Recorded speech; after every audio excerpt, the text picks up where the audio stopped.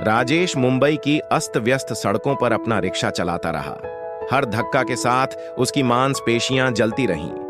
Monsoon की बारिश बरस रही थी, उसके कपड़े भीग रहे थे, लेकिन वह रुका नहीं। बस कुछ और सवारी, उसने अपने चेहरे से बारिश पोंछते हुए कहा। अंकित का भविष्य मुझ पर निर्भर करता है। उसने रिक्शा के डैशबोर्ड पर चिपके अपने बेटे की छोटी फीकी तस्वीर पर नजर डाली। अंकित के मुस्कुराते चेहरे ने उसे ताकत दी। मैं उसे मेरी तरह खत्म नहीं होने दूंगा, राजेश ने फुसफुसाया। चाहे कुछ भी करना पड़े, उसका जीवन बेहतर होगा। घर पर अंकित अपने छोटे से ढहते हुए घर के फर्श पर बैठा था। एक तेल का दिया मंद रोशनी दे रहा था। उसकी पाठ्य पुस्तकें घिसी पिटी और फटी हुई थीं, लेकिन उसे इसकी परवाह नहीं थी। वह तेजी से नोट्स लिख रहा था। उसकी आंखें पन्नों पर घूम रही थीं। अगर मैं इस फॉर्मूले में महारत हासिल कर लूं, उसने बुदबुदाया, तो मुझे छात्रवृत्ति मिलने का मौका मिलेगा। उसका पेट गुर्रा रहा था, लेकिन उसने इसे अनदेखा कर दिया। रात का खाना एक विलासिता थी जिसे वे हमेशा वहन नहीं कर सकते थे। बाहर बारिश छत पर बरस रही थी, लेकिन अंकित का ध्यान कभी नहीं डगमगाया। मुझे पापा को गौरवान्वित करना है, उसने खुद से कहा। मैं उनके बलिदान को व्यर्थ नहीं जाने दे सकता। अगले दिन जब राजेश ने एक यात्री को उतारा, तो उसने दो लोगों को बात करते हुए सुना। क्या तुमने उस लड़के के बारे में सुना है जो स्ट्रीट लाइट के नीचे पढ़ता है? एक ने कहा। वे कहते हैं कि वह प्रतिभाशाली है, लेकिन उसका परिवार इतना गरीब है कि वह एक उचित लैंप भी नहीं खरीद सकता है। राजेश का दिल दुख गया। वह जानता था कि वे अंकित के बारे में बात कर रहे थे। उस रात वह एक छोटा सेकंड हैंड स्टडी लैंप लेकर घर आया, जिसे उसने एक सप्ताह तक खाना न खाने के बाद खरीदा था। यह लो बेटा, उसने अंकित को देते हुए कहा। अब तुम्हें अपनी आंखों पर जोर नहीं डालना पड़ेगा। अंकित की आंखों में आंसू भर आए। पापा, तुम्हें ऐसा नहीं करना चाहिए था। राजेश ने उसे बीच में ही रोक दिया। तुम्हारे सपने मेरी भूख से ज्यादा कीमती हैं।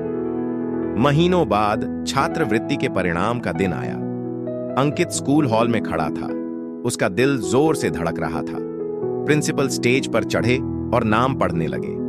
अंकित ने अपनी मुट्ठियां भींच लीं, मन ही मन प्रार्थना कर रहा था। और नेशनल मेरिट स्कॉलरशिप का विजेता है अंकित कुमार। पूरा कमरा तालियों से गूंज उठा। अंकित स्तब्ध रह गया। उसे अपने कानों पर विश्वास नहीं हो रहा था। स्टेज की ओर जाते हुए उसके चेहरे पर आंसू बहने लगे। पापा, उसने फुसफुसाते हुए सर्टिफिकेट को पकड़ते हुए कहा, यह तुम्हारे लिए है। वह घर की ओर भागा। उसका दिल खुशी से धड़क रहा था। राजेश बाहर अपना रिक्शा ठीक कर रहा था। पापा, अंकित ने सर्टिफिकेट लहराते हुए चिल्लाया, मुझे स्कॉलरशिप मिल गई है। मैं इंजीनियरिंग कॉलेज जा रहा हूं। राजेश ने अपने औजार छोड़े और पत्र लिया। उसके हाथ कांप रहे थे। अंकित को कसकर गले लगाते हुए उसके चेहरे पर आंसू बहने लगे। मेरा बेटा, उसने घुटते हुए कहा, तुमने मुझे बहुत गौरवान्वित किया है। मेरे सारे संघर्ष, मेरे सारे दर्द, इस पल के लिए यह सब सार्थक था। अंकित ने उसे गले लगाया। उसकी आवाज टूट रही थी। धन्यवाद पापा, आपने मेरे लिए जो किया है, मैं उसे कभी नहीं भूलूंगा। सालों बाद अंकित एक चमचमाती ऑफिस बिल्डिंग के सामने खड़ा था। उसने एक शानदार सूट पहना हुआ था। उसे हाल ही में एक बहुराष्ट्रीय कंपनी में वरिष्ठ पद पर पदोन्नत किया गया था। जब उसने शहर की क्षितिज रेखा को देखा, तो उसका ध्यान अपने पिता की ओर चला गया। पापा, काश आप मुझे अभी देख पाते, उसने फुसफुसाते हुए कहा। उस शाम वह अपनी डेस्क पर बैठा और एक चेक लिखा। अगले दिन वह एक नवनिर्मित इमारत के सामने खड़ा था, जिसकी दीवारों पर एक पट्टिका लगी हुई थी, राजेश कुमार निःशुल्क शिक्षण केंद्र, सपनों को सशक्त बनाना। अंकित मुस्कुराया जब उसने छात्रों को आते देखा। उनकी आंखें आशा से भरी हुई थीं। आपके बलिदान ने मुझे पंख दिए पापा, उसने धीरे से कहा। अब दूसरों को उड़ने में मदद करने की मेरी बारी है।